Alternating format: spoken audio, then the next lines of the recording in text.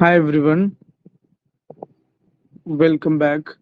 നമ്മൾ ഈ ഒരു വീഡിയോയിൽ ഡിസ്കസ് ചെയ്യാൻ പോകുന്നത് നമ്മുടെ എസ് എ ക്വസ്റ്റ്യൻസ് ഏതൊക്കെയാണ് നമ്മുടെ എക്സാമിന് ചോദിച്ച് കണ്ടിട്ടുള്ളത്, അതൊന്ന് ഡീറ്റെയിൽ ആയിട്ട് മനസ്സിലാക്കി പോവാ എന്നുള്ളതാണ് ഉദ്ദേശിക്കുന്നത്. അപ്പോൾ നമുക്ക് വൈകാതെ സ്റ്റാർട്ട് ചെയ്യാം. ചാപ്റ്റർ 1 ചോദിച്ചിട്ടുള്ള വ്യത്യസ്ത ക്വസ്റ്റ്യനിൽ ഒരു ക്വസ്റ്റ്യൻ ആണ് ഞാനിപ്പോൾ എടുക്കുന്നത്. എന്താണ് ഒരു കോസ്റ്റ് അക്കൗണ്ടിംഗ് സിസ്റ്റം ഇൻസ്റ്റാൾ ചെയ്യുന്നതിന് മുൻപായിട്ട് നമ്മൾ എന്തൊക്കെയാണ് കാര്യങ്ങളാണ് ശ്രദ്ധിക്കേണ്ടത് എന്നുള്ളതാണ് first. What are the factors to be considered before installation of a costing system in an organisation. നമുക്ക് നോക്കാം എന്തൊക്കെയാണ് വന്നിട്ടുള്ളതെന്ന്. ഇതാണ് ക്വസ്റ്റ്യൻ കേട്ടോ. അതിൽ ഒന്നുള്ളത് നേച്ചർ ഓഫ് ബിസിനസിന്റെ ആ ഒരു എന്ത് ടൈപ്പ് ബിസിനസ് ആണ് എന്നുള്ളത് ഒരു ബിസിനസ് ഡെവലപ്പ് ചെയ്യുന്നതിന് മുൻപായിട്ട്, മീൻസ് കോസ്റ്റ് അക്കൗണ്ടിങ് സിസ്റ്റം അല്ലെങ്കിൽ കോസ്റ്റിംഗ് സിസ്റ്റം നമ്മൾ ഡെവലപ്പ് ചെയ്യുന്നതിന് മുൻപായിട്ട് ശ്രദ്ധിക്കേണ്ട ഒരു പോയിന്റ് ആണ് nature of business. Okay, type of industry അല്ലെങ്കിൽ മാനുഫാക്ചറിങ്, ട്രേഡിംഗ് ആണോ, സർവീസ് ആണോ, അത്തരം കാര്യങ്ങളാണ്. ഒരുപാട് ഞാൻ വിശദീകരിക്കുന്നില്ല, നമുക്ക് ചെറിയ സമയം കൊണ്ട് തീർക്കേണ്ടതുണ്ടല്ലോ. അപ്പോൾ നേച്ചർ ഓഫ് ബിസിനസ് ആണ് ഒന്നാമത്തത്. രണ്ടാമത്തത് size and structure of the organisation. നമ്മൾ കോസ്റ്റ് അക്കൗണ്ടിങ് സിസ്റ്റം ഇൻസ്റ്റോൾ ചെയ്യാൻ പോകുന്ന ആ ഒരു സ്ഥാപനത്തിന്റെ എത്രത്തോളം ലാർജ് ആണ്, എത്രത്തോളം ഡൈവേഴ്സിഫൈഡ് ആണ്, എന്തൊക്കെ രീതിയിലുള്ള പ്രോഡക്റ്റുകളാണ് അവർ കൊടുക്കുന്നത്, അങ്ങനെയൊക്കെ നമുക്ക് എന്ത് ചെയ്യേണ്ടത് കൃത്യമായിട്ട് മനസ്സിലാക്കേണ്ടതുണ്ട്. അങ്ങനെ ഡൈവേഴ്സിഫൈഡും ലാർജും ആണെങ്കിൽ കോംപ്ലക്സ് ആയിട്ടുള്ള അതുപോലത്തെ ഡീറ്റെയിൽ ആയിട്ടുള്ള കോസ്റ്റ് അക്കൗണ്ടിങ് സിസ്റ്റം കൊണ്ടുവരേണ്ടതുണ്ട്. അപ്പൊ എന്ത് സൈസ് സ്ട്രക്ചർ നമ്മൾ മനസ്സിലാക്കണം. പിന്നെ ഒബ്ജക്റ്റീവ്സ് ഓഫ് കോസ്റ്റിംഗ് സിസ്റ്റം, എന്താണ് നമ്മുടെ ലക്ഷ്യം, കോസ്റ്റിംഗ് സിസ്റ്റം കൊണ്ടുവരുന്നതിന്റെ ലക്ഷ്യം എന്താണ്, ആ ലക്ഷ്യത്തോടു കൂടെ അലൈൻ ചെയ്ത് അതിന് സമാന്തരപ്പെട്ട് അല്ലെങ്കിൽ അതിനോട് യോജിച്ചു പോകുന്നതായിരിക്കണം എന്ത് നമ്മൾ എനേബിൾ ചെയ്യാൻ പോകുന്ന അല്ലെങ്കിൽ ഇംപ്ലിമെന്റ് ചെയ്യാൻ പോകുന്ന കോസ്റ്റിംഗ് സിസ്റ്റം. പിന്നെ എന്ത് ടൈപ്പ് പ്രോഡക്റ്റ് ആണ്, എന്ത് ടൈപ്പ് സർവീസസ് ആണ്, പ്രോഡക്റ്റ് ഹോമോജീനിയസ് ആയിട്ടുള്ള പ്രൊഡക്റ്റ് പ്രോസസ് കോസ്റ്റിങ്ങിന് പറ്റിയതാണെങ്കിൽ ആ രീതിയിൽ നോക്കണം. ജോബ് കോസ്റ്റിങ്ങിന് പറ്റിയ കസ്റ്റമൈസ്ഡ് ആണെങ്കിൽ ജോബ് ബാച്ച് കോസ്റ്റിംഗ് നോക്കണം. അപ്പോൾ ഏത് കോസ്റ്റിംഗ് സിസ്റ്റം ആണ് നമ്മൾ കൊണ്ടുവരേണ്ടതെന്ന് അറിയണമെങ്കിൽ അതിന് മുൻപായിട്ട് നമ്മുടെ പ്രൊഡക്റ്റിന്റെ ഡീറ്റെയിൽസ് അറിയണം. അതുപോലെ തന്നെ പ്രൊഡക്ഷൻ പ്രോസസ്സ് എത്രത്തോളം കോംപ്ലക്സ് ആണ് എന്നുള്ളത് എന്ത് ചെയ്യണം, അറിയണം. അതുപോലെ തന്നെ സ്കിൽഡ് പേഴ്സൺസ് നമുക്ക് എത്രത്തോളം അവൈലബിൾ ആണ്, ക്വാളിഫൈഡ് ആയിട്ടുള്ള സ്റ്റാഫ് എത്രത്തോളം അവൈലബിൾ ആണ് എന്നുള്ളതും നമ്മൾ ഇത് നോക്കുന്ന സമയത്ത് എന്ത് നിർബന്ധമായിട്ടും കണ്ടെത്തി മനസ്സിലാക്കേണ്ടതാണ്. അതുപോലെ തന്നെ എക്സിസ്റ്റിംഗ് അക്കൗണ്ടിംഗ് സിസ്റ്റം, നിലവിലുള്ള കോസ്റ്റ് അക്കൗണ്ടിംഗ് സിസ്റ്റം അതിന് കേപ്പബിൾ ആണോ, കോമ്പാറ്റബിൾ ആണോ, അതിന് എല്ലാ രീതിയിലും നമുക്ക് കൈകാര്യം ചെയ്ത് കൊണ്ടുപോവാൻ പറ്റുന്നതാണോ എന്ന് നമ്മൾ എന്ത് ചെയ്യണം, ഉറപ്പുവരുത്തണം. അതുപോലെ തന്നെ അവൈലബിലിറ്റി ഓഫ് ടെക്നോളജി, നമുക്ക് ഈ IT ഇൻഫ്രാസ്ട്രക്ചർ, നമ്മൾ ഉപയോഗിക്കുന്ന സോഫ്റ്റ്വെയർ ടൂളുകൾ, ഇതൊക്കെ നമ്മൾ ഇംപ്ലിമെന്റ് ചെയ്യാൻ പോകുന്ന നമ്മൾ ഉദ്ദേശിക്കുന്ന കോസ്റ്റ് അക്കൗണ്ടിംഗ് സിസ്റ്റത്തിന് പറ്റുമോ ഇല്ലേ എന്ന് മനസ്സിലാക്കണം. അപ്പൊ ആദ്യം ഇതൊക്കെ നമ്മൾ മനസ്സിലാക്കണം. അത് മനസ്സിലാക്കിയതിന് അടിസ്ഥാനത്തിൽ നമ്മൾ എന്ത് ചെയ്യണം, കോസ്റ്റ് അക്കൗണ്ടിംഗ് സിസ്റ്റം കൊണ്ടുവരണം. പിന്നെ സ്വാഭാവികമാണ് കോസ്റ്റ് ബെനിഫിറ്റ് അനാലിസിസ് നടത്തണം. നമ്മൾ ഈ കോസ്റ്റ് കൺട്രോൾ സിസ്റ്റം ഒക്കെ കൊണ്ടുവരുമ്പോൾ അത് ചെയ്തുകൊണ്ടുള്ള കോസ്റ്റും ബെനിഫിറ്റും കമ്പയർ ചെയ്യുമ്പോൾ ബെനിഫിറ്റ് ആയിരിക്കണം കൂടുതൽ. അങ്ങനെ ഉണ്ടെങ്കിലേ നമ്മൾ ചെയ്യുന്നതിൽ അർത്ഥമുള്ളൂ. പിന്നെ ഏറ്റവും ഇമ്പോർട്ടന്റ് ആയിട്ടുള്ള ലാസ്റ്റ് ബട്ട് നോട്ട് ലീസ്റ്റ് എന്ന് പറയുന്ന support and willingness from management ഭാഗത്ത് നിന്ന് സപ്പോർട്ട് ഉണ്ടെങ്കിലേ കാര്യങ്ങളൊക്കെ എന്ത് ചെയ്യാൻ പറ്റുള്ളൂ. ഓക്കെ, അതുപോലെ ഇനി നമുക്ക് അടുത്ത ഒരു ക്വസ്റ്റ്യൻ വരാറുള്ളത് വാട്ട് ഈസ് കോസ്റ്റിംഗ് എന്താണ്, അതുപോലെ തന്നെ മെത്തേഡ്സ് ഓഫ് കോസ്റ്റിംഗ് എന്തൊക്കെയാണ് എന്നുള്ള ഒരു ക്വസ്റ്റ്യൻ വരാറുണ്ട്. നമ്മുടെ ചാപ്റ്റർ 1 വരുന്നതാണ് കോസ്റ്റിംഗ് എന്താണ്, അതുപോലെ തന്നെ മെത്തേഡ്സ് ഓഫ് കോസ്റ്റിംഗ് എന്നൊക്കെ പറഞ്ഞിട്ടുള്ള ഭാഗം. കോസ്റ്റിംഗിന്റെ ഡെഫിനിഷൻ ഏറ്റവും സിമ്പിൾ ആയിട്ടുള്ളത് നോക്കാം. എന്താണ് ഇവിടെ കാണുന്നത്, the technique and process of ascertaining the cost ascertain ചെയ്യുന്ന ആ ഒരു ടെക്നിക്കും പ്രോസസ്സിനെയാണ് എന്ത് പറയുന്നത്, കോസ്റ്റിംഗ് എന്ന് പറയുന്നത്. അവരുടെ ഡെഫിനിഷൻ ആണ്. This costing is the procedure to measure കോസ്റ്റിനെ മെഷർ ചെയ്യാനുള്ളതാണ്. ഇനി സിംപ്ലി മീൻസ് ഇത് അവിടെ ഫൈൻഡിങ് ഔട്ട് കോസ്റ്റ് കണ്ടെത്തുക ഒരു പ്രൊഡക്റ്റിന്റെ സർവീസിന്റെ ബൈ മെത്തേഡ് ഓർ മെത്തേഡ്സും ടെക്നിക്സും ഒക്കെ ഉപയോഗിച്ചിട്ട് എന്ത് ചെയ്യുക, കോസ്റ്റ് കണ്ടെത്തുന്നതിനാണ് കോസ്റ്റിംഗ് എന്ന് പറയുന്നത്. എന്തൊക്കെയാണ് മെത്തേഡ്സ് എന്നാണ് ഇനി നമ്മൾ ഡിസ്കസ് ചെയ്യാൻ പോകുന്നത്. മെത്തേഡ്സും അതുപോലെ തന്നെ ടെക്നിക്സും മാറിപ്പോകരുത്. മെത്തേഡ്സ് ഓഫ് കോസ്റ്റിംഗ് എന്ന് പറയുമ്പോൾ അതിൽ വരുന്നത് എന്തൊക്കെയാണ്, ജോബ് കോസ്റ്റിംഗ് അറിയാലോ, batch costing, contract costing, process costing, single costing, operating costing, operation costing, multiple costing, ഇത്തരം കാര്യങ്ങളൊക്കെ ഡിഫറൻഷ്യൽ കോസ്റ്റിങ്ങിനൊക്കെ വ്യത്യസ്ത രീതിയിൽ വരുന്നുണ്ട്. അപ്പൊ ജോബ് കോസ്റ്റിംഗ് എന്ന് പറഞ്ഞാൽ നമുക്കറിയാം ഓരോ ജോബിനും ഓരോരുത്തർക്കും വ്യത്യസ്ത രീതിയിലുള്ള ജോബുകൾ നമ്മൾ കൊടുക്കേണ്ടി വരും. ഓരോരുത്തർക്ക് വേണ്ട രീതിയിൽ ആ കസ്റ്റമൈസ് ചെയ്ത രീതിയിലുള്ള ജോബ് അതിൽ ആ ഒരു ജോബിന് വേണ്ടിയിട്ടുള്ള കോസ്റ്റ് നമ്മൾ കാൽക്കുലേറ്റ് ചെയ്യുന്ന അക്യുമുലേറ്റ് ചെയ്ത് കളക്ട് ചെയ്യുന്ന ഈ ഒരു മെത്തേഡ് ഓഫ് കോസ്റ്റിംഗ് ആണ് ജോബ് കോസ്റ്റിംഗ് എന്ന് പറയുന്നത്. ബാച്ച് കോസ്റ്റിംഗ് എന്ന് പറഞ്ഞാൽ ഫാർമസ്യൂട്ടിക്കൽ കമ്പനിയിൽ ബിസ്ക്കറ്റ് ഫാക്ടറി അവരൊക്കെ ഒന്നിച്ചായിട്ട് ഒരുപാട് ഇത് ബാച്ചസ് ആയിട്ട് എന്ത് ചെയ്യാറുണ്ട്. അത്തരം സാധനങ്ങളാണ് നമ്മൾ ബാച്ച് കോസ്റ്റിംഗിൽ എന്ത് ചെയ്യുക ഉൾപ്പെടുത്തുക. ഓക്കെ, ഡീറ്റെയിൽ ആയിട്ട് ഞാൻ വീണ്ടും പറയുന്നു, ഡീറ്റെയിൽ ആയിട്ട് പോകാൻ നമുക്ക് നേരമില്ല, അതുകൊണ്ടാണ് കാര്യങ്ങൾ മനസ്സിലാക്കി പോവുക. കോൺട്രാക്ട് കോസ്റ്റിംഗ് ആണ്. കോൺട്രാക്ട് കോസ്റ്റിംഗ് എന്ന് പറഞ്ഞാൽ ലാർജ് ജോബുകളൊക്കെ ചെയ്യുന്ന ഒന്നിൽ കൂടുതൽ വർഷങ്ങൾ ലോങ്ങർ ടൈം എടുക്കുന്ന ടൈപ്പ്. കോൺട്രാക്ട് എന്ന് പറഞ്ഞാൽ നമുക്കറിയാം എന്താണ്, ബിൽഡിംഗ് അത്തരം കാര്യങ്ങളൊക്കെ വേണ്ടിയിട്ടുള്ളതാണ്. അപ്പോൾ cost are collected accumulated and ascertained for each contract separately. പിന്നെ ലോങ് ടൈം എടുക്കുന്ന ജോബുകൾക്കാണ് കോൺട്രാക്ട് കോസ്റ്റിംഗ് വരിക. പ്രോസസ് കോസ്റ്റിംഗ് എന്ന് പറഞ്ഞാൽ ഡിഫറെന്റ് സ്റ്റേജിലൂടെ ഒരു പ്രൊഡക്റ്റ് പാസ് ചെയ്ത് പോകുന്നുണ്ട്, എന്നാൽ ഉണ്ടാക്കുന്ന പ്രൊഡക്റ്റ് എന്താണ്, ഹോമോജീനിയസ് ആണ്. അങ്ങനെയാണെങ്കിലാണ് പ്രോസസ് കോസ്റ്റിംഗ് വരിക. സിംഗിൾ കോസ്റ്റിംഗ് എന്ന് പറഞ്ഞാൽ നമ്മുടെ ഓരോ യൂണിറ്റ് ആയിട്ട് നമുക്ക് എടുക്കാൻ പറ്റുന്ന യൂണിറ്റ് കോസ്റ്റിംഗ്. ഓക്കെ, അത് കോറീസ്, സിമെന്റ്, ഇത്തരം ഇതിലൊക്കെയാണ് എന്ത് ചെയ്യുക, അത്തരം കാര്യങ്ങൾ വർക്ക്ഔട്ട് ആവുക. ഇനി ഓപ്പറേറ്റിംഗ് കോസ്റ്റിംഗ് ഉണ്ട്, ഓപ്പറേഷൻ കോസ്റ്റിംഗ് ഉണ്ട്. ഓപ്പറേറ്റിംഗ് കോസ്റ്റിംഗിന് മറ്റൊരു പേര് എന്താണ്, സർവീസ് കോസ്റ്റിംഗ്. നമ്മുടെ ട്രാൻസ്പോർട്ട് അണ്ടർടേക്കിംഗ്, റെയിൽവേ, ഇതിലൊക്കെ വരുന്നതാണ്. ഓപ്പറേഷൻ കോസ്റ്റിംഗ് ഉണ്ട്. ഓപ്പറേഷൻ കോസ്റ്റിംഗ് എന്താണ് നമ്മൾ ഓരോ മെഷീൻ വെച്ചിട്ട് ചെയ്യുന്ന ഇത്തരം സംഭവങ്ങൾക്കാണ് ഓപ്പറേഷൻ കോസ്റ്റിംഗ് എന്ന് എന്ത് ചെയ്യാ പറയാം. മാനുഫാക്ചറിങ് പ്രോസസ് എന്ത് ചെയ്യും, വ്യത്യസ്ത പാർട്ട് ഓപ്പറേഷൻസ് ആയിട്ട് ഡിവൈഡ് ചെയ്യും. ഓക്കെ, അങ്ങനെയുള്ള ഓരോ ഓപ്പറേഷനെയാണ് നമ്മൾ എന്ത് പറയുന്നത്, അതിനു വേണ്ടി നമ്മൾ ഉപയോഗിക്കുന്ന മെത്തേഡ്സ് ആണ് ഓപ്പറേഷൻ കോസ്റ്റിംഗ്. മൾട്ടിപ്പിൾ കോസ്റ്റിംഗ് ഉണ്ട്, ഒന്നിൽ കൂടുതൽ കോസ്റ്റിംഗ് ടെക്നിക്കുകൾ ഉപയോഗിക്കുകയാണെങ്കിൽ അതെന്താണ് മൾട്ടിപ്പിൾ കോസ്റ്റിംഗ് എന്ന് പറയും. ഇത്രയും കാര്യങ്ങളാണ് കോസ്റ്റിംഗ് മെത്തേഡ്സ് ആയിട്ട് എക്സാമിന് ചോദിച്ചിട്ടുള്ളത്. അതുപോലെ മറ്റൊരു ക്വസ്റ്റ്യൻ ആണ് കോസ്റ്റിംഗ് ടെക്നിക്സ്, അതും ചോദിച്ചിട്ടുണ്ട് എക്സാമിന്, അതും കൂടെ നോക്കുക. അബ്സോർപ്ഷൻ കോസ്റ്റിംഗ് ശ്രദ്ധിക്കേണ്ടത് എന്താണ്, charging all cost, fixed and variable cost charge ചെയ്യുന്നത് മറ്റൊരു ക്വസ്റ്റ്യൻ ആണ്. മെത്തേഡ്സ് ഓഫ് ടെക്നിക്സ് ഓഫ് കോസ്റ്റിംഗിലാണ് നമ്മൾ ഡിസ്കസ് ചെയ്യുന്നത്. അബ്സോർപ്ഷൻ കോസ്റ്റിംഗ് ഉണ്ട്, അതിൽ ചാർജിങ് ഓൾ കോസ്റ്റ്, അതായത് ഫിക്സഡ് ആവട്ടെ വേരിയബിൾ ആവട്ടെ ഇതെല്ലാം നമ്മൾ ഒരു പ്രൊഡക്റ്റിലേക്കും സർവീസിലേക്കും ജോബിലേക്കും ചാർജ് ചെയ്യുകയാണെങ്കിൽ അബ്സോർപ്ഷൻ കോസ്റ്റിംഗ് ആണ്. മാർജിനൽ കോസ്റ്റിംഗ് ഉണ്ട്, മാർജിനൽ കോസ്റ്റിംഗിൽ charging only variable cost to product operation or process, അതിനെയാണ് നമ്മൾ വേരിയബിൾ കോസ്റ്റ് അല്ലെങ്കിൽ മാർജിനൽ കോസ്റ്റിംഗ് എന്ന് പറയുന്നത്. ശ്രദ്ധിക്കുക, ഇവിടെ ഉള്ളത് ഫിക്സഡ് ആൻഡ് വേരിയബിൾ കോസ്റ്റ് ആണ് എന്ത് ചെയ്യുന്നത്, ചാർജ് ചെയ്യുന്നത്. ഇവിടെ എന്താണ്, ഓൺലി വേരിയബിൾ കോസ്റ്റ് മാത്രം ചാർജ് ചെയ്യുന്നതാണ്. ഡയറക്റ്റ് കോസ്റ്റിംഗ് ഉണ്ട്, ഇവിടെ എന്ത് മാത്രമേ ചാർജ് ചെയ്യുള്ളൂ, ഡയറക്റ്റ് കോസ്റ്റുകൾ മാത്രമേ ചാർജ് ചെയ്യുള്ളൂ, ഡയറക്റ്റ് കോസ്റ്റ്. അല്ലാതെ ഇൻഡയറക്റ്റ് കോസ്റ്റ് ഒന്നും ചാർജ് ചെയ്യില്ല. ഇൻഡയറക്റ്റ് കോസ്റ്റുകളെല്ലാം എക്സ്ക്ലൂഡ് ചെയ്യും, റിട്ടേൺ ഓഫ് ചെയ്യും എഗെയിൻസ്റ്റ് P&L, പ്രോഫിറ്റിൽ നിന്ന് എന്ത് ചെയ്യും, ഒഴിവാക്കി പോകുന്നേ ഉള്ളൂ. അപ്പൊ ഡയറക്റ്റ് കോസ്റ്റ് മാത്രം എടുക്കുന്ന ടെക്നിക്കാണ് ഡയറക്റ്റ് കോസ്റ്റിംഗ് എന്ന് പറയും. ഇനി ഡിഫറൻഷ്യൽ കോസ്റ്റിംഗ് എന്ന് പറഞ്ഞാൽ കമ്പയർ ചെയ്യാൻ വേണ്ടി എടുക്കുന്നതാണ്. വ്യത്യസ്ത ടു ആൾട്ടർനേറ്റീവ് പർപ്പസസിനെ ഏത് ആൾട്ടർനേറ്റീവ് ആണ് ബെസ്റ്റ് നോക്കാൻ വേണ്ടി, രണ്ട് മെഷീൻ ഉണ്ടെങ്കിൽ ഏതാണ് ബെസ്റ്റ് മെഷീൻ എന്നുള്ള രീതിയിൽ, അല്ലെങ്കിൽ രണ്ട് പ്രോഡക്റ്റ് ഒന്നേ നമ്മൾ ചെയ്യാൻ ഉദ്ദേശിക്കുന്നുണ്ടെങ്കിൽ ഏതാണ് ബെസ്റ്റ് ആൾട്ടർനേറ്റീവ് നോക്കാൻ വേണ്ടിയിട്ട് നമ്മൾ കമ്പയർ ചെയ്യാൻ എടുക്കുന്നതാണ് ഡിഫറൻഷ്യൽ കോസ്റ്റിംഗ്. യൂണിഫോം കോസ്റ്റിംഗ് ഉണ്ട്. യൂണിഫോം കോസ്റ്റിംഗ് എന്ന് പറഞ്ഞാൽ എന്താണ്, നമ്മൾ വ്യത്യസ്ത അണ്ടർടേക്കിംഗ് ഉണ്ട്. അപ്പൊ റിലയൻസ്, ഉദാഹരണത്തിന് റിലയൻസിന്റെ വ്യത്യസ്ത സ്ഥാപനങ്ങൾക്ക് എല്ലാം കൂടെ ഒന്നിച്ചൊരു കോസ്റ്റിംഗ് കോസ്റ്റിംഗ് പ്രിൻസിപ്പിളും പ്രാക്ടീസസും മെത്തേഡ്സും ഉപയോഗിക്കുകയാണെങ്കിൽ അതിന് യൂണിഫോം കോസ്റ്റിംഗ് എന്ന് പറയും. കോമൺ കൺട്രോളിന്, കമ്പാരിസൺ, പെർ കോസ്റ്റിനൊക്കെ. ഇനി ഹിസ്റ്റോറിക്കൽ കോസ്റ്റിംഗ് എന്ന് പറഞ്ഞാൽ എന്താണ്, എക്സ്പെൻസ് ഇൻകർ ചെയ്തതിന് ശേഷം നമ്മൾ അസർട്ടൈൻ ചെയ്തതാണ് ഹിസ്റ്റോറിക്കൽ കോസ്റ്റിംഗ്. സ്റ്റാൻഡേർഡ് കോസ്റ്റിംഗ് എന്ന് പറഞ്ഞാൽ എന്താ, ആക്ച്വൽ കോസ്റ്റ് സ്റ്റാൻഡേർഡ് കോസ്റ്റ് ആയിട്ട് കമ്പയർ ചെയ്ത് വേരിയൻസസ് ഡിഫറൻസസ് കണ്ടെത്തുക, അതിന് റെമഡിയൽ ആക്ഷൻസ് ഉണ്ടെങ്കിൽ അതെടുക്കുക, ഇതിനെയാണ് സ്റ്റാൻഡേർഡ് കോസ്റ്റിംഗ് എന്ന് പറഞ്ഞത്. വീണ്ടും ശ്രദ്ധിക്കുക, എന്താണ് ടെക്നിക്സ് ഓഫ് കോസ്റ്റിംഗില് അല്ലെങ്കിൽ types of costing, techniques of costing ചോദിക്കുമ്പോൾ ഇതാണ് എഴുതേണ്ടത്. മെത്തേഡ്സ് ഓഫ് കോസ്റ്റിംഗ് ചോദിക്കുമ്പോൾ ഇതാണ് എഴുതേണ്ടത്. ഈ ചാപ്റ്ററിന് കാര്യമായിട്ട് എസ്സേ വന്നിട്ടുള്ള ഈ രണ്ട് കാര്യങ്ങളാണ് റിപ്പീറ്റഡ്ലി 5 മാർക്സ് അല്ലെങ്കിൽ 10 മാർക്സിൽ വരുന്നുണ്ട്. പിന്നെ നേരത്തെ നമ്മൾ ഡിസ്കസ് ചെയ്ത കാര്യം, പിന്നെ ഫിനാൻഷ്യൽ അക്കൗണ്ടിങ്, കോസ്റ്റ് അക്കൗണ്ടിങ് തമ്മിലുള്ള ഡിഫറൻസും നമുക്ക് എന്ത് ചെയ്തിട്ടുണ്ട്, വന്നിട്ടുണ്ട്. ഇതൊരു ബിസിനസ്സിന് മൊത്തത്തിൽ ഉപയോഗിക്കുന്നതാണ്, ഇത് ബിസിനസിന്റെ പാർട്ട് മാത്രമാണ്. അതായത് മാനുഫാക്ചറിങ് കൺസേൺസിലാണ് ഉണ്ടാവുക.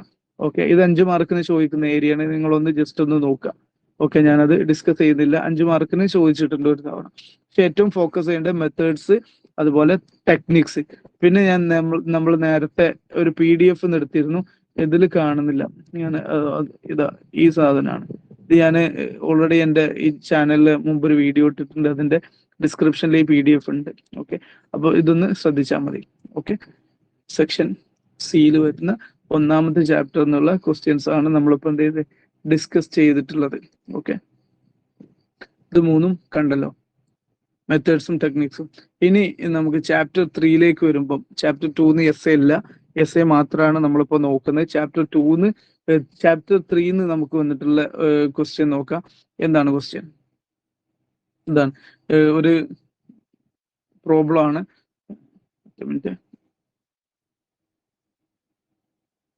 Okay, X limit following transactions July 2020 തന്നിട്ടുണ്ട്. ട്രാൻസാക്ഷൻസ് ഓരോന്ന് നോക്കുക. ഓപ്പണിംഗ് ബാലൻസ്, ഇത്തരം ഡീറ്റെയിൽസ് ഒക്കെ ട്രാൻസാക്ഷന്റെ ഡീറ്റെയിൽ ആയിട്ട് തന്നെ തന്നിട്ടുണ്ട്. ഓക്കെ, ഓപ്പണിംഗ് ബാലൻസ് ഉണ്ട്, അതിന്റെ വാല്യൂ തന്നിട്ടുണ്ട്, ഓരോന്നും ഫിഗർ തന്നിട്ടുണ്ട്. ഞാൻ വായിക്കുന്നില്ല. നമുക്ക് ക്വസ്റ്റ്യൻ ചെയ്യുമ്പോൾ എന്തായാലും വായിക്കണമല്ലോ.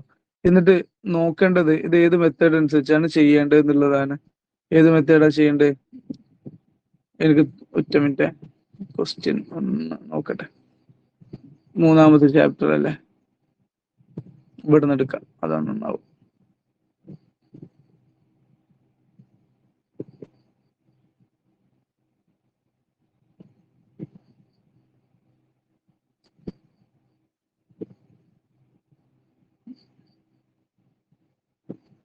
ഓക്കെ, ഇതാ വരുന്നത്.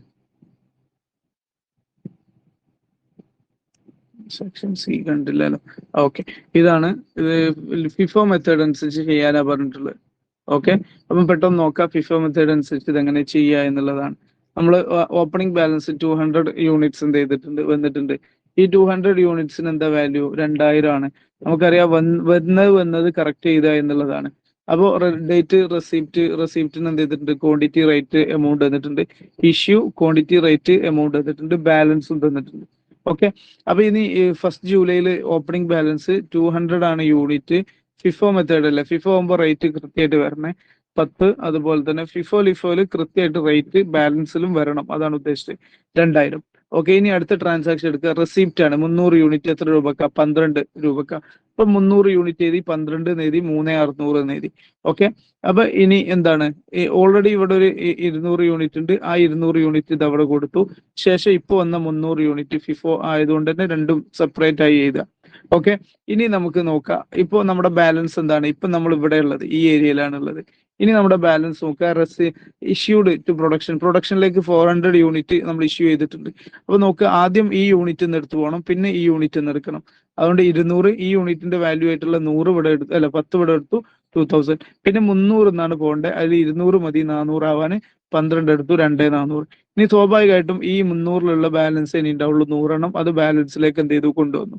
ഓക്കെ, ഇനി നമുക്ക് 7-ാം തീയതി കഴിഞ്ഞാൽ പിന്നെ 10-ാം തീയതിയാണ്. 10-ാം തീയതി എന്താ ഉള്ളത്? 10-ാം തീയതി 400 യൂണിറ്റ് എന്ത് ചെയ്തിട്ടുണ്ട്? വന്നിട്ടുണ്ട് 14 രൂപക്ക്. അപ്പൊ 400 യൂണിറ്റ് കൊടുത്തു, 14 രൂപ കൊടുത്തു, 5600 കൊടുത്തു. 400-ഉം 14-ഉം തമ്മിൽ മൾട്ടിപ്ലൈ ചെയ്യുമ്പോഴാണ് ഇത് വരുന്നത്. അപ്പൊ ഓൾറെഡി ബാലൻസ് ഉള്ള 100-ന്റെ ഡീറ്റെയിൽ നമ്മൾ ഇവിടെ എഴുതി. അതിനുശേഷം ഇതാ 400-ന്റെ എന്ത് ചെയ്തു? അതും അങ്ങോട്ട് കൃത്യമായിട്ട് വന്നു. ഓക്കെ, ഇതാണ് നമ്മുടെ സംവിധാനങ്ങൾ. ഇനി നമുക്ക് 10-ാം തീയതി കഴിഞ്ഞ 13 returned by department issued on July 7-ാം തീയതി ഇഷ്യൂ ചെയ്തിട്ടുണ്ട് 400 യൂണിറ്റ്. ആ 400 യൂണിറ്റിന് ഡിപ്പാർട്ട്മെന്റ് എന്ത് ചെയ്തു? തിരിച്ചിങ്ങോട്ട് അയച്ചു. ഓക്കെ, അപ്പൊ 400 യൂണിറ്റ് അതിൽ 400 യൂണിറ്റിൽ നിന്നുമാണ് അയച്ചിട്ടുള്ളത്. അതിൽ 20 രൂപ. സ്വാഭാവികമായിട്ടും നമുക്ക് എന്താണ് ഫസ്റ്റ് ഇൻ ഫസ്റ്റ് ഔട്ട് അല്ലേ. അപ്പൊ ഫസ്റ്റ് വന്നത് അവിടുന്ന് പോയിട്ടുണ്ടാവും. ഫസ്റ്റ് ഔട്ട് ആക്കിയിട്ടുണ്ടാവും. അപ്പൊ ബാലൻസ് ഇനി ഇതിലാണ് ഉണ്ടാവുക. അതെന്നല്ലേ എടുക്കാൻ പറ്റുക? ഫസ്റ്റ് വന്നത് ഫസ്റ്റ് ഔട്ട് എന്നല്ലേ പറഞ്ഞത്. അപ്പൊ ഇതിന്നൊക്കെ കഴിഞ്ഞു. ഇവിടുന്ന് നമുക്ക് റിട്ടേൺ വന്നതായിട്ടാണ് കാണുക. 200, 12, 240. ഓക്കെ, അപ്പൊ നോക്കാം. ഇനി എന്താ ഉണ്ടാവുക? ഇവിടെ 100 യൂണിറ്റ്, ആ 100 യൂണിറ്റ് ഇവിടെ വന്നു. 400 യൂണിറ്റ് അതുപോലെ വന്നു. ഈ 200 യൂണിറ്റ് എന്ത് ചെയ്യാം? ഇങ്ങോട്ട് കൊണ്ടുവന്നിട്ട് നമ്മുടെ അടുത്ത് എത്തിക്കഴിഞ്ഞാൽ സ്റ്റോർ വന്നതിനനുസരിച്ചാണ് അവരുടെ സംവിധാനങ്ങൾ എന്ത് ചെയ്യുക? ചെയ്തു പോവുക. അപ്പൊ അതേപോലെ സാധാ പോലെ ഇത് ഇനി 7-ാം തീയതി അല്ലേ എന്ന് കരുതിയിട്ട് കൊണ്ടുപോയിട്ട് എന്ത് ചെയ്യരുത്? മറ്റെവിടെയും കൊണ്ടുപോയിട്ട് എഴുതരുത്. ഈ 400-ന്റെ ഫ്രണ്ടിൽ എഴുതാൻ പോകരുത്. ഓക്കെ, വന്നതിനെ ആ ഓർഡറിൽ എന്ത് ചെയ്യുക? കൈകാര്യം ചെയ്യുക എന്നുള്ളതാണ്. 13-ാം തീയതി. അപ്പൊ 16-ാം തീയതി റിട്ടേൺ ടു സപ്ലയർക്ക് റിട്ടേൺ എന്ന് പറഞ്ഞാൽ ഷോപ്പിൽ നിന്ന് പോവാണ്, സ്റ്റോറിന്നേ പോവാണ്. ഇവിടെ ഡിപ്പാർട്ട്മെന്റ് റിട്ടേൺ ചെയ്തു എന്ന് പറഞ്ഞാൽ സ്റ്റോറിലേക്ക് വരികയാണ്, ശ്രദ്ധിക്കുക. അതാണ് അതിലുള്ള പോയിന്റ്. അപ്പൊ എന്താണ് റിട്ടേൺ ടു സപ്ലയർ എന്ന് പറയുമ്പോൾ 10 യൂണിറ്റ് റിട്ടേൺ ചെയ്തിട്ടുണ്ട്. 4-ാം തീയതിയിലുള്ള ട്രാൻസാക്ഷൻ എന്നാണ്. 4-ാം തീയതി വന്നിട്ടുണ്ടായിരുന്നില്ലേ, അതാണ് ചെയ്യുന്നത്. അപ്പം എന്ത് ചെയ്യുക, റിട്ടേൺ ചെയ്തത് എത്ര യൂണിറ്റാ? 10 യൂണിറ്റ്സ് ആണ്. 4-ാം തീയതിയിലുള്ള ഡാറ്റയിൽ എത്രയായിരുന്നു? 12 അല്ലായിരുന്നു. ആ 12 തന്നെ ഇവിടെ എടുത്തു 120. ഇപ്പൊ ശ്രദ്ധിക്കേണ്ട എന്താണ്, ഈ പിന്നെ 4-ാം തീയതിയിലുള്ള ബാലൻസ് ഇവിടെ ഉള്ളതിൽ നിന്നുമാണ് എന്ത് ചെയ്യുന്നത്, ഈ 100 യൂണിറ്റ് 4-ാം തീയതി കഴിഞ്ഞതിന് ശേഷമുള്ള അതിൽ നിന്നാണ് ഈ സെറ്റ് ഓഫ് നടക്കുന്നത്. അതുകൊണ്ടാണ് ഇവിടെ 90 ആയി 12 അതിൽ തന്നെ പോകണ്ടേ.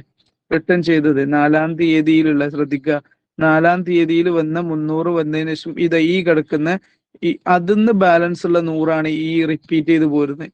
മനസ്സിലാവേണ്ടത് പ്രതീക്ഷിക്കുന്നത്. ഓക്കെ, ഈ 300 യൂണിറ്റ് അതിൽ നിന്ന് നമ്മൾ 400 ഇഷ്യൂ ചെയ്തു. അതായത് മൊത്തം നമ്മുടെ അടുത്ത് ഈ ദിവസം 500 ഉണ്ട്, അതിൽ നിന്നും 400 ഇഷ്യൂ ചെയ്തു.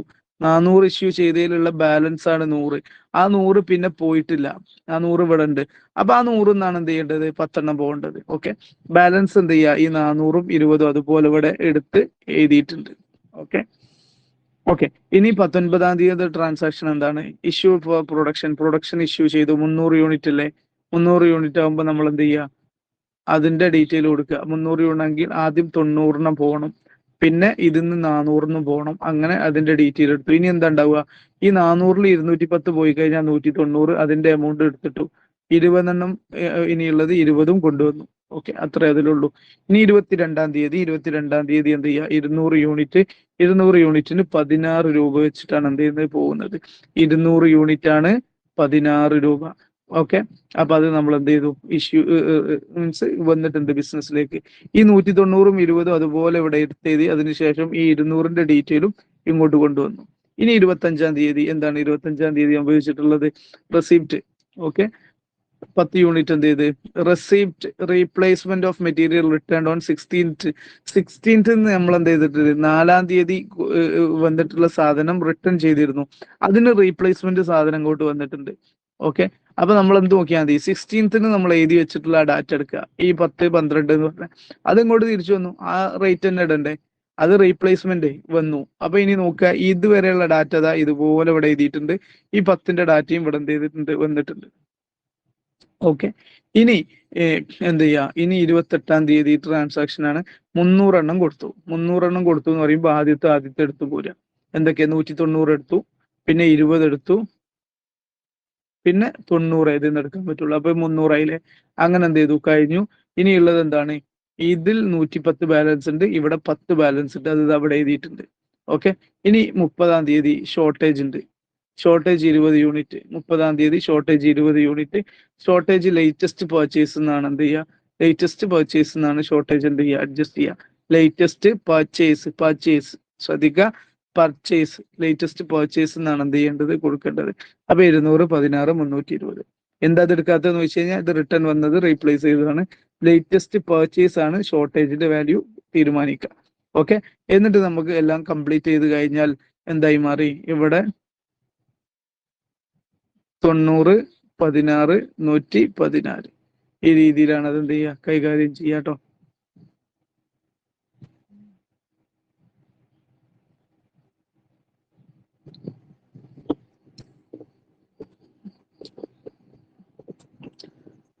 ഓക്കെ, അപ്പൊ ഇനി നമ്മൾ അടുത്ത ചാപ്റ്ററിൽ എങ്ങനെയാണ് വന്നിട്ടുള്ളത് നോക്കുക. അതായത് നമ്മുടെ ലേബർ ചാപ്റ്ററിൽ ഒരു ലേബർ ഇല്ല, സോറി, ലേബറാണ്. ലേബറിൽ എസ് വന്നതായിട്ട് ഓക്കെ, ലേബറിൽ വന്നിട്ടുണ്ട്. ലേബർ നോക്കാം. ലേബറിൽ വന്നിട്ടുള്ളത് 2 ആണ് എന്നാ തോന്നുന്നത്, സെക്ഷൻ സി. ഓക്കെ, ഒന്ന് ലേബർ കോസ്റ്റ് കൺട്രോൾ, അത് എന്താണെന്നും അതുപോലെ തന്നെ അതിന്റെ ടെക്നിക്സ് എന്താണെന്നുള്ളതാണ്. ലേബർ കോസ്റ്റ് കൺട്രോൾ എന്ന് പറഞ്ഞാൽ എന്താ, ഹ്യൂമൻ എഫേർട്ടിനെ അല്ലെങ്കിൽ ലേബറിന് എന്ത് ചെയ്യുക, process of planning, monitoring and regulating labour expenses to ensure work force എന്താണ്, വിത്തിൻ ബജറ്റ്, നമ്മൾ ബജറ്റിനുള്ളിൽ വർക്ക് ഫോഴ്സിന്റെ കോസ്റ്റ് മെയിൻറ്റെയിൻ ചെയ്യുന്നുണ്ട്. എന്നാൽ അതേസമയം നമ്മൾ എന്ത് ചെയ്യും, എഫിഷ്യൻസിയും പ്രൊഡക്ടിവിറ്റിയും ഉറപ്പുവരുത്തുന്നുണ്ട്. അങ്ങനെ രീതിയിൽ ലേബർ കോസ്റ്റിനെ കൺട്രോൾ ചെയ്യുന്ന പ്രോസസ്സ്, പ്ലാൻ ചെയ്യുന്ന പ്രോസസ്സ്, മോണിറ്റർ ചെയ്യുന്ന പ്രോസസ്സാണ്. എന്താ അതിന്റെ ലക്ഷ്യം എന്നൊക്കെ പറയുന്നുണ്ട്, നമുക്ക് നോക്കാം. Techniques of labour cost control, time keeping, time booking. Okay, ഏറ്റവും ഇമ്പോർട്ടന്റ് ആണ് ടൈം കീപ്പിങ്ങും ടൈം ബുക്കിങ്ങും കേട്ടോ. ടൈം കീപ്പിംഗ് എന്ന് പറഞ്ഞാൽ ഒരാൾ വരുന്ന സമയത്ത് എന്ത് ചെയ്യാണ്, അയാൾ അറ്റൻഡൻസ് എടുക്കുന്ന. ടൈം ബുക്കിംഗ് എന്ന് പറഞ്ഞാൽ അയാൾ ഒരു ജോബിലേക്ക് കയറുമ്പോൾ ആ ജോബിൽ അയാൾ എത്രത്തോളം ടൈം വർക്ക് ചെയ്യുന്നുണ്ട് എന്നുള്ളത് വ്യത്യസ്ത ജോബിലേക്ക് ഉണ്ടാവും. ഓരോ ജോബിനെയും സെപ്പറേറ്റ് എടുക്കുന്നതാണ് ടൈം ബുക്കിംഗ്. വർക്ക് സ്റ്റഡി നടത്തുക, മെത്തേഡ്സ് ഓഫ് സ്റ്റഡി പോലത്തെ. ജോബ് ഇവാലുവേഷൻ, മെറിറ്റ് റേറ്റിംഗ്, അത് എന്താണ്, ഒരു ടെക്നിക്സ് ആണ്. Labour budgeting, standard costing, incentive schemes കൊടുക്കുക. അതുപോലെ തന്നെ ഐഡിൽ ടൈംസ് എന്ത് ചെയ്യാം, ഓവർ ടൈം മാക്സിമം അവോയ്ഡ് ചെയ്യുക. സൂപ്പർവിഷൻ ആൻഡ് ട്രെയിനിങ് കൊടുക്കുക.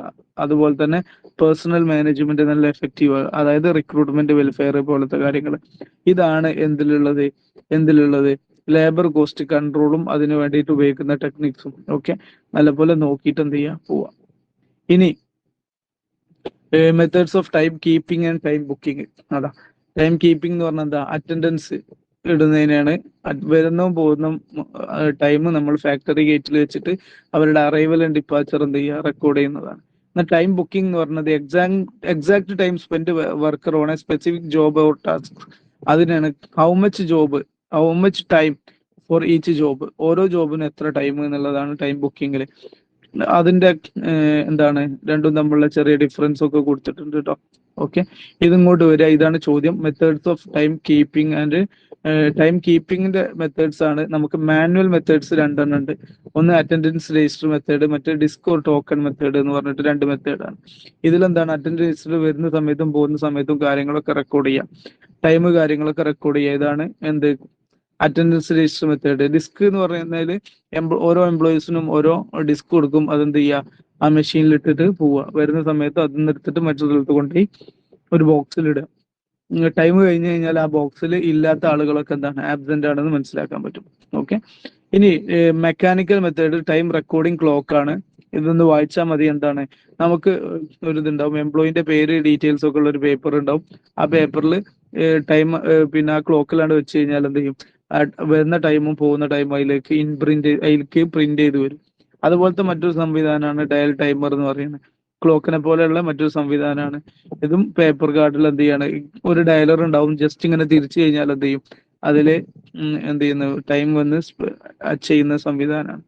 കീ റെക്കോർഡ് ഇതേപോലെ തന്നെ കീ വെച്ചിട്ടുള്ളതാണ്. മറ്റൊന്ന് ഇപ്പോൾ ഉള്ള സംവിധാനങ്ങളൊക്കെ ബയോമെട്രിക് ടൈം റെക്കോർഡറാണ്. നമ്മുടെ ഹ്യൂമന്റെ ഫേഷ്യൽ ആയിട്ടുള്ള അല്ലെങ്കിൽ ഫിംഗർ പ്രിന്റുകൾ, ഇത്തരം സാധനങ്ങളൊക്കെ റെക്കഗ്നൈസ് ചെയ്തിട്ട് കണ്ണ് പിരികങ്ങളൊക്കെ റെക്കോർഡ് ചെയ്തിട്ട് അറ്റൻഡൻസ് ഇടുന്ന സംവിധാനമാണ്. ഇതൊക്കെയാണ് 10 മാർക്കിന് ചോദിച്ചിട്ടുള്ളത്. അതിലെ ടൈം കീപ്പിങ്ങിന്റെ മെത്തേഡ്സ്. ടൈം ബുക്കിങ്ങിന്റെ മെത്തേഡാണ്. ടൈം ബുക്കിംഗ് എന്ന് പറഞ്ഞാൽ എന്താ, ഓരോ ജോബിലേക്കും അവനവന്റെ ടൈം എന്ത് ചെയ്യാണ്, റെക്കോർഡ് ചെയ്യുന്നത്. ഡെയിലി ടൈം ഷീറ്റ് ഉണ്ട്, വീക്ക്ലി ടൈം ഷീറ്റ് ഉണ്ട്. ഡെയിലി ടൈം ഷീറ്റ് പറഞ്ഞാൽ ഓരോ ദിവസവും ഓരോ ടൈം ഷീറ്റ് കൊടുക്കും. അതിൽ ഓരോ ജോബിലേക്ക് പോകുന്ന ടൈം കാര്യങ്ങൾ എന്ത് ചെയ്യുക, റെക്കോർഡ് ചെയ്യുക. വീക്ക്ലി എന്ന് പറയുമ്പോൾ ഡെയിലി ചെയ്യുന്നതിന് പകരം എന്ത് ചെയ്യുക, വീക്കിന് ഒരു ഷീറ്റ്. അതിലിപ്പം 3 ജോബ് ഉണ്ടെങ്കിൽ 1, 2, 3 ഓരോ ജോബിനും എപ്പോഴാണ് ചെയ്തിട്ടുള്ളത് കാണിക്കുന്നത്. ഇത് ഡെയിലി കാണിക്കും, ഇതെന്താ വീക്ക്ലി കാണിക്കും, അത്രേ ഉള്ളൂ. ജോബ് കാർഡ് എന്ന് പറഞ്ഞാൽ ഓരോ ജോബിനും എന്ത് ചെയ്യും, വ്യത്യസ്തമായിട്ട് ഡീറ്റെയിൽ ആയിട്ട് ഒരു കാർഡ് കൊടുക്കും. എപ്പോഴാണ് വന്നത്, എപ്പോഴാണ് പോയത്, ഏത് ഷിഫ്റ്റ് ആണ്, എംപ്ലോയിന്റെ ഡീറ്റെയിൽ, ഇതൊക്കെ കൊടുക്കുന്ന ഒരു സിസ്റ്റമാണ്. ഇതൊക്കെയാണ് ടൈം ബുക്കിംഗ് ചെയ്യാൻ വേണ്ടിയിട്ട് ഉപയോഗിക്കുന്ന 3 മെത്തേഡ്സ്. ഇതാണ് നമ്മളെ 3ാമത്തെ ചാപ്റ്ററിൽ നമുക്ക് ഇമ്പോർട്ടന്റ് ആയിട്ട് വന്നിട്ടുള്ള ഏരിയ. ഇനി നമ്മൾ ഡിസ്കസ് ചെയ്യുന്നത് 4ാമത്തെ ചാപ്റ്ററിൽ എന്താണ് ചോദിച്ചിട്ടുള്ളതെന്നാണ്. 4ാമത്തെ ചാപ്റ്റർ ശ്രദ്ധിക്കുക. 4ാമത്തെ ചാപ്റ്റർ ഓവർ ഹെഡിന്റെ ചാപ്റ്റർ ആണ്. ടെക്സ്റ്റ് ബുക്ക് യൂണിവേഴ്സിറ്റിയുടെ ഇതനുസരിച്ചുള്ളതാണ് ഞാൻ കാണിക്കുന്നത്. അതിൽ ചോദിച്ചിട്ടുള്ള എസ് എ ക്വസ്റ്റ്യൻസ്, ഞാൻ എസ് എ ക്വസ്റ്റ്യൻസ് ഫോക്കസ് ചെയ്യാൻ കാരണം വീണ്ടും പറയുന്നു, എന്താണ്, കമന്റ് ബോക്സിൽ എസ് എ ഫസ്റ്റ് ഫോക്കസ് ചെയ്യാൻ പറഞ്ഞിട്ടുണ്ടായിരുന്നു, അതുകൊണ്ടാണ്. ഓക്കെ, ഓവർ ഹെഡ് അക്കൗണ്ടിങ്ങിന്റെ സ്റ്റെപ്സ് ആണ് ഡിസ്കസ് ചെയ്യുന്നത്. ക്ലാസിഫിക്കേഷൻ. ആദ്യം ഓവർ ഹെഡുകളെ നമ്മൾ എന്ത് ചെയ്യണം, വ്യത്യസ്ത രീതിയിൽ ക്ലാസിഫൈ ചെയ്യണം. ഫസ്റ്റ് സ്റ്റെപ്പ് മെറ്റീരിയൽ, ആ രീതിയിൽ ഫംഗ്ഷൻ എന്നുള്ള അടിസ്ഥാനത്തിലൊക്കെ വ്യത്യസ്ത രീതിയിൽ നമ്മൾ എന്ത് ചെയ്യുക, ഫംഗ്ഷന്റെ അടിസ്ഥാനത്തിലോ നേച്ചറിന്റെ അടിസ്ഥാനത്തിലോ ഒക്കെ നമ്മൾ ക്ലാസിഫൈ ചെയ്യുക. 1ാമത്തെ സ്റ്റെപ്പ്. 2ാമത്തത് എന്ത് ചെയ്യുക, ഓരോ കോസ്റ്റിനും പ്രത്യേക കോഡ് കൊടുക്കുക. കോഡ് കൊടുത്ത് ഓരോ ഡിപ്പാർട്ട്മെന്റിന്റെ, ഇപ്പൊ ഉദാഹരണം ഫാക്ടറിന്റെ റെന്റ് ആണെന്നുണ്ടെങ്കിൽ 11008 അങ്ങനെ ഒരു കോഡ് കൊടുക്കുക. അപ്പൊ നമുക്കത് കാണുമ്പോൾ തന്നെ എന്ത് ചെയ്യാൻ പറ്റും, ഇതെല്ലാം കൂടെ എഴുതണ്ട, ഈ കോഡ് വെച്ചിട്ട് എന്തിന്റെ എക്സ്പെൻസ് നമുക്ക് പെട്ടെന്ന് മനസ്സിലാക്കാൻ പറ്റും. അങ്ങനെ കോഡ് കൊടുക്കുക. കോഡ് കൊടുത്തതിന് ശേഷം ഇനി ഓരോ കോസ്റ്റുകളും കളക്ട് ചെയ്യുക. എവിടുന്ന കളക്ട് ചെയ്യുക? ബില്ല്, ഇൻവോയ്സ്, ടൈം ഷീറ്റ് പോലത്തെ കളക്ട് ചെയ്യുക. ഇനി അലോക്കേഷൻ ആൻഡ് അപ്പോയിന്റ്മെന്റ് ഏറ്റവും ഇമ്പോർട്ടൻറ്റ് സാധനമാണ്. അലോക്കേഷൻ എന്ന് പറഞ്ഞാൽ എന്താ? അലോക്കേഷൻ എന്ന് പറഞ്ഞാൽ നമ്മൾ ഒരു ഓവർ ഹെഡ് എന്ത് ചെയ്തിട്ടുണ്ട്, ചിലവാക്കിയിട്ടുണ്ട്. ആ ചിലവാക്കിയത് ഒരേ ഒരു ഡിപ്പാർട്ട്മെന്റിന് വേണ്ടി മാത്രമാണെങ്കിൽ, അല്ലെങ്കിൽ ഒരേ ഒരു കോസ്റ്റ് സെന്ററിന് വേണ്ടി മാത്രം, wholly related to that cost centre, അങ്ങനെയാണെന്നുണ്ടെങ്കിൽ അത് അവർക്ക് വേണ്ടി മാത്രം ചാർജ് ചെയ്ത് കൊടുക്കുന്നതിനാണ് അലോക്കേഷൻ എന്ന് പറഞ്ഞത്. ഇനി അപ്പോർഷൻമെന്റ് എന്ന് പറഞ്ഞാൽ എന്താ? ഒരു കോസ്റ്റ്, ഇപ്പൊ ഉദാഹരണം റെന്റ് എന്ന കോസ്റ്റ്, അത് 4 ഡിപ്പാർട്ട്മെന്റ് അതിന്റെ ആ ബെനിഫിറ്റ് എടുത്തിട്ടുണ്ടെങ്കിൽ 4 ഡിപ്പാർട്ട്മെന്റിനും എന്തെങ്കിലും ലോജിക്കൽ ബേസിൽ അല്ലെങ്കിൽ ഒരു ഫെയർ ബേസിൽ ഡിപ്പാർട്ട്മെന്റുകൾക്ക് എന്ത് ചെയ്യുക, വീതിച്ചു കൊടുക്കുന്നത്, പ്രൊപ്പോർഷനേറ്റ്ലി വീതിച്ചു കൊടുക്കുന്നതിനാണ് നമ്മൾ എന്ത് പറയുന്നത്, അപ്പോർഷൻമെന്റ് എന്ന് പറയുന്നത്. അത് ഫ്ലോർ സ്പേസിന്റെ ഏരിയയിലോ നമ്പർ ഓഫ് എംപ്ലോയീസോ മെഷീൻ അവറോ എന്താണോ അതിന് വേണ്ട ബേസ് അത് കൊടുക്കുക. ഇനി റീ അപ്പോർഷൻമെന്റ് എന്ന് പറഞ്ഞാൽ ശ്രദ്ധിക്കുക, അപ്പോർഷൻമെന്റിൽ എല്ലാ ഡിപ്പാർട്ട്മെന്റുകൾക്കും, സർവീസ് ആവട്ടെ പ്രൊഡക്ഷൻ ഡിപ്പാർട്ട്മെന്റ് ആവട്ടെ, എല്ലാവർക്കും കൊടുക്കുന്നുണ്ട്. എന്നാൽ റീ അപ്പോർഷൻമെന്റ് ശ്രദ്ധിക്കേണ്ട പോയിന്റ് എന്താ? സർവീസ് ഡിപ്പാർട്ട്മെന്റിന്റെ കോസ്റ്റ് അൾട്ടിമേറ്റ്ലി ആർക്കുള്ള? പ്രൊഡക്ഷൻ ഡിപ്പാർട്ട്മെന്റിനുള്ള. അപ്പൊ സർവീസ് ഡിപ്പാർട്ട്മെന്റിന്റെ കോസ്റ്റ് വീണ്ടും അപ്പോഷൻ ചെയ്ത് കൊടുക്കുക. ആർക്ക്? പ്രൊഡക്ഷൻ ഡിപ്പാർട്ട്മെന്റിലേക്ക് റീ അപ്പോഷൻ ചെയ്ത് കൊടുക്കുന്നതിനാണ് റീ അപ്പോഷൻമെന്റ് എന്ന് പറഞ്ഞത്. ഇനി അബ്സോർപ്ഷൻ ഉണ്ട്. അബ്സോർപ്ഷൻ ആണ് ലാസ്റ്റ് പോയിന്റ്. അബ്സോർപ്ഷൻ എന്ന് പറഞ്ഞാൽ എന്താണ്? ടോട്ടൽ ഓവർ ഹെഡുകളെ എന്തെങ്കിലും ഒരു കോസ്റ്റ് യൂണിറ്റിലേക്കൊക്കെ നമ്മൾ ഡിവൈഡ് ചെയ്തിട്ട് ഈ പ്രീ ഡിറ്റർമിൻ ചെയ്തിട്ടുള്ള അല്ലെങ്കിൽ ഓവർ ഹെഡ് അബ്സോർപ്ഷൻ റേറ്റ് കണ്ടെത്തുന്നത്. ഉദാഹരണം, 1,00,000 യൂണിറ്റ് ആണ് കോസ്റ്റ് ആണ് നമുക്ക് വന്നിട്ടുള്ളത്. 10,000 യൂണിറ്റ് നമ്മൾ എന്ത് ചെയ്തിട്ടുണ്ട്, സെയിൽ ചെയ്ത് പ്രൊഡക്ഷൻ നടത്തിയിട്ടുണ്ട്. അപ്പോൾ ഒരു യൂണിറ്റിന് 10 എന്ന് പറഞ്ഞ് ഇങ്ങനെ കാണുന്നതിനാണ് അബ്സോർപ്ഷൻ റേറ്റ് എന്നൊക്കെ പറയുന്നത്. ഓക്കെ, അത്തരം സംവിധാനങ്ങൾ ചെയ്യുക എന്നുള്ളതാണ്. ഇത് റീകൺസിലേഷൻ ഇത് ആവശ്യമില്ല കേട്ടോ, ഇത് നമ്മൾ ടെക്സ്റ്റിലൊന്നും കണ്ടിട്ടില്ല. അപ്പൊ ഇത്രയും കാര്യങ്ങൾ എന്ത് ചെയ്യുക. ഇതാണ് ഓവർഹെഡ് അക്കൗണ്ടിങ്ങുമായി ബന്ധപ്പെട്ടിട്ടുള്ള സ്റ്റെപ്സ്. അപ്പൊ ഓവർഹെഡ് എന്താന്നൊക്കെ എഴുതിയതിനു ശേഷം നമുക്ക് എന്ത് ചെയ്യാം, ഇത് എഴുതിയാൽ മതി. ഓക്കെ, ഇനി ഇതിലൊരു എസ്എ ക്വസ്റ്റ്യൻ ആണ് ചോദിച്ചിട്ടുള്ളത്. അതെന്താണ്? ഒരു റെന്റ്, ഇത്തരം കാര്യങ്ങളൊക്കെ വെച്ചിട്ടുള്ള ഇതാണ്. ഈ 5ാമത്തെ ചാപ്റ്റർ കഴിഞ്ഞാൽ ഇപ്പൊ അത്യാവശ്യം ഒരു അരമണിക്കൂർ കഴിഞ്ഞില്ലേ. ഇത് കഴിഞ്ഞിട്ട് ഞാൻ കോൺട്രാക്ട് ക്വസ്റ്റ്യൻ ഒക്കെ ഒരു ക്വസ്റ്റ്യന് അതിൽ നിന്നാണ്, ഇനി കോൺട്രാക്ട് ആൻഡ് പ്രോസസ് എന്നാണ് ഉള്ളത്. അതിന്റെ വീഡിയോ ഞാൻ ഓൾറെഡി അപ്ലോഡ് ചെയ്തിട്ടുണ്ട്. അതിന്റെ ലിങ്ക് ഞാൻ കമന്റ് ബോക്സിൽ എന്ത് ചെയ്യാം, പിൻ ചെയ്ത് വെക്കാട്ടോ. ഓക്കെ, റെന്റ്, റിപ്പയർ, ഡിപ്രിസിയേഷൻ ഓരോന്നും തന്നിട്ടുണ്ട്. സ്ഥാപനത്തിന്റെ പേര് പറഞ്ഞു, നാഷണൽ ലിമിറ്റഡ്. 3 ഡിപ്പാർട്ട്മെന്റ് ഉണ്ട്, പ്രൊഡക്ഷന്, ഒരു സർവീസ് ഡിപ്പാർട്ട്മെന്റും ഉണ്ട്. എന്നിട്ട് എന്ത് ചെയ്യാണ്, കോസ്റ്റുകൾ തന്നിട്ടുണ്ട്, അപ്പോഷൻ ചെയ്യാനാണ് പറഞ്ഞിട്ടുള്ളത്. അപ്പൊ റെന്റ് 10,000 രൂപ ഉണ്ട്, റിപ്പയർ 6,000 ഉണ്ട്, ഡിപ്രിസിയേഷൻ 4,500 ഉണ്ട്, ലൈറ്റ് 1,000 ഉണ്ട്, സൂപ്പർവിഷൻ 15,000, ഇവിടെ 5,000, അതുപോലെ തന്നെ ഇവിടെ 1,500, ഇവിടെ 9,000. ഈ രീതിയിലാണ് എന്ത് ചെയ്തിട്ടുള്ളത്. അപ്പൊ അതിൽ നോക്കുക. ഇപ്പൊ ഉദാഹരണം റെന്റ് അപ്പോഷൻ ചെയ്യണം ഓരോ ഡിപ്പാർട്ട്മെന്റ്. എന്താണ് ബേസ്? സ്ക്വയർ. ഇതിൽ ഏതാണോ ബെസ്റ്റ് ബേസ് റെന്റിന്? ഏരിയയാണ്. അപ്പൊ ഏരിയന്റെ അടിസ്ഥാനത്തിൽ ഡിവൈഡ് ചെയ്ത് കൊടുക്കുക. അപ്പൊ ഇവിടെ ശ്രദ്ധിക്കുക, ഇവിടൊക്കെ കോമൺ ഇതായതുകൊണ്ട് തന്നെ റേഷ്യോ ഡിവൈഡ് ചെയ്ത് കൊടുക്കുക. എന്താ ചെയ്യുക, ഇവിടെ ഈ സീറോസ് വെട്ടുക. ഓക്കെ, ഈ സീറോസ് വെട്ടി കഴിഞ്ഞാൽ പിന്നെയുള്ള റേഷ്യോ എന്താ? 15:11:9:5. അത് ശ്രദ്ധിക്കുക. അപ്പൊ നമുക്ക് നോക്കാം, റെന്റ് 10,000 ഉണ്ട്.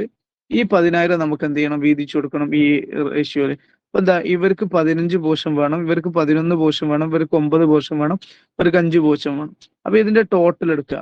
എത്ര? അത് എവിടുന്നാ കിട്ടിയത് മനസ്സിലായല്ലോ. 15ഉം 11ഉം 26, 26, 9, 35, 5ഉം 40. ഇപ്പൊ 40 ആണുള്ളത്. അപ്പൊ ഈ 10,000-നെ ശ്രദ്ധിക്കുക, ബാക്കിയുള്ളത് ഞാൻ സ്പീഡിൽ പറയാ ചെയ്യാം. 10,000-നെ 40 കൊണ്ട് ഡിവൈഡ് ചെയ്യാം. എന്നിട്ട് അതിലെ 15 പോർഷൻ ആർക്ക് കൊടുക്കുക? എ ഡിപ്പാർട്ട്മെന്റിന് കൊടുക്കുക. ഈ 10,000-നെ 40 കൊണ്ട് തന്നെ ഡിവൈഡ് ചെയ്തിട്ട് അതിലെ 11 പോർഷൻ ആർക്ക് കൊടുക്കുക? ബി ഡിപ്പാർട്ട്മെന്റിന് കൊടുക്കുക. ഈ 10,000-നെ തന്നെ 40 കൊണ്ട് ഡിവൈഡ് ചെയ്തിട്ട് എന്ത് ചെയ്യുക? 9 കൊണ്ട് മൾട്ടിപ്ലൈ ചെയ്യുക. അത് സി ഡിപ്പാർട്ട്മെന്റിന് കൊടുക്കുക. ഇതേ 10,000-നെ തന്നെ 40 കൊണ്ട് ഡിവൈഡ് ചെയ്തിട്ട് 5 കൊണ്ട് മൾട്ടിപ്ലൈ ചെയ്യുക. അത് ഡിക്ക് കൊടുക്കുക. ഈ 40 എവിടെ നിന്നാണ് കിട്ടിയേ? ഇതെല്ലാം കൂടെ ടോട്ടൽ ചെയ്താ 15, 11, 9, 5 ഇതെല്ലാം കൂടെ ടോട്ടൽ ചെയ്താ. ഓക്കെ, ഇനി ആർക്കെങ്കിലും കൺഫ്യൂഷൻ ഉണ്ടെങ്കിൽ, ഇങ്ങനെ വെട്ടുന്ന കൺഫ്യൂഷൻ ഉണ്ടെങ്കിൽ ഇത് മുഴുവൻ എടുക്കുക. ഇപ്പൊ എത്ര ഉള്ളത്? 10,000ന് ഈ സംഖ്യ ഉണ്ട്. ഇത് 4,000 വരാനാണ് സാധ്യത. 1,500ഉം 1,700ഉം 2,600 3,500 4,000. അപ്പൊ 10,000ന് 4,000 കൊണ്ട് ഡിവൈഡ് ചെയ്തിട്ട് 1,500 കൊണ്ട് മൾട്ടിപ്ലൈ ചെയ്യാം. അപ്പൊ അത് ബുദ്ധിമുട്ടായതുകൊണ്ടാണ് ഇങ്ങനെ ചെയ്യുന്നത്. അപ്പൊ ഇനി ഇതിലുള്ള ഓരോ കോസ്റ്റുകളും റിപ്പയർ ഉണ്ട്, ഡിപ്രീസിയേഷൻ ഉണ്ട്, ഓരോന്നും ചെയ്യുക. അങ്ങനെ ചെയ്തതെന്നൊന്ന് നമുക്ക് പെട്ടെന്ന് നോക്കാം. ഓക്കെ, ഞാൻ റേഷ്യോ ഇതിന്റെ കൂടെ ഒന്ന് പറയാം. എന്താണ് റിപ്പയർ? എന്താണ് area of number of workers ആണോ? എന്താ ബെസ്റ്റ്? വാല്യൂ ഓഫ് പ്ലാന്റിനല്ലേ റിപ്പയർ വരുന്നത്. അപ്പൊ ഇവിടെ അതാ ബേസ് ഇങ്ങനെ കൊടുക്കുന്നത്. അതിൽ ഇവിടെ അതാ 4 0 ഉണ്ട് അല്ലെ. അപ്പൊ ഇതിന്റെ 4 0 വിട്ട്, ഇവിടെ 4 0 വിട്ട്, ഇവിടെ 4 0 വിട്ട്, 24 18 12 6 ഇങ്ങനെ വന്നു. ഇത് ഇനിയും ചെറുതാക്കാൻ പറ്റും. എങ്ങനെ? 4 കൊണ്ട് ഡിവൈഡ് ചെയ്യാൻ പറ്റുന്നുണ്ടെങ്കിൽ അങ്ങനെ, അല്ലെങ്കിൽ 2 കൊണ്ട് എന്തായാലും ചെയ്യാൻ പറ്റും. അങ്ങനെ ചെയ്യണമെങ്കിൽ ചെയ്യാം, അല്ലെങ്കിൽ ഇത് 24 18 12 6 എന്നുള്ള രീതിയിൽ തന്നെ ചെയ്യാം. നമ്മൾ ഇങ്ങനെയാണ് എന്ത് ചെയ്തിട്ടുള്ളത്, കൊടുത്തിട്ടുള്ളത്. അപ്പൊ 24 18 12 6 തമ്മിൽ കൂട്ടിക്കഴിഞ്ഞാൽ ഇത് ഇങ്ങനെ കൂട്ടുമ്പം 18, ഇതും 18 36, 36 4 40, 40 20 60.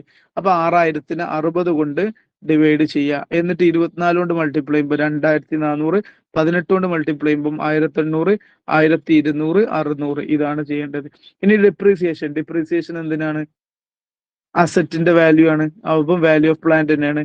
ഇതേ സംവിധാനം 4,500 കൊണ്ട് ചെയ്യാം. ഓക്കെ, ഇനി ലൈറ്റ് പോയിന്റ് ഉണ്ടെങ്കിൽ അതെടുക്കുക. ലൈറ്റ് പിന്നെ അല്ലെങ്കിൽ എന്താ ഏരിയക്കല്ലേ ലൈറ്റ്, അതുകൊണ്ട് ഏരിയ വെച്ച് ചെയ്യാം. അപ്പൊ ഇത് 1000 ആണ് ലൈറ്റിങ്ങിന് വന്നിട്ടുള്ളത്. ഇതേ റേഷ്യോയിൽ ഡിവൈഡ് ചെയ്ത് കൊടുക്കുക. സൂപ്പർവിഷൻ ആളുകളെ നോക്കുകയല്ലേ ചെയ്യുന്നത് സൂപ്പർവിഷൻ എന്ന് പറഞ്ഞാൽ. അപ്പൊ നമ്പർ ഓഫ് വർക്കേഴ്സ് വെച്ചിട്ട് എന്ത് ചെയ്യുക, ഡിവൈഡ് ചെയ്ത് കൊടുക്കുക. അപ്പൊ നമ്പർ ഓഫ് വർക്കേഴ്സ് ഇവിടെ എത്രയാണ്? 200 150 100 50. അപ്പൊ ഇതിലൊക്കെ 50 എത്ര ഉണ്ട് നോക്ക്. ഇവിടെ 50 ഒന്നേ ഉള്ളൂ, ഇവിടെ 50 2 ഉണ്ട്, ഇവിടെ 50 എത്ര ഉണ്ട്? 3 ഉണ്ട്, ഇവിടെ 50 എത്ര ഉണ്ട്? 4 ഉണ്ട്. അപ്പൊ 4:3:2:1 എന്നുള്ള രീതിയിൽ എടുക്കാൻ പറ്റും. ഈ 15,000ന് അങ്ങനെ ഡിവൈഡ് ചെയ്തിട്ട് വീതിച്ചു കൊടുത്തു. ഇനി ഇൻഷുറൻസിന്റെ കാര്യം ഇതാണ്. ഇൻഷുറൻസിന്റെ കാര്യങ്ങൾ എന്ത് ചെയ്തിട്ടുണ്ട്? കൃത്യമായിട്ട് പറഞ്ഞിട്ടുണ്ട്. അതുപോലെ തന്നെ എംപ്ലോയേഴ്സിന്റെ കോൺട്രിബ്യൂഷൻ എന്ന് പറയുമ്പോൾ വേജസിന്റെ അടിസ്ഥാനത്തിലാണ് കൊടുക്കുക. അതും ഇതേപോലെ റേഷ്യോ എടുത്ത് ചെയ്യുക.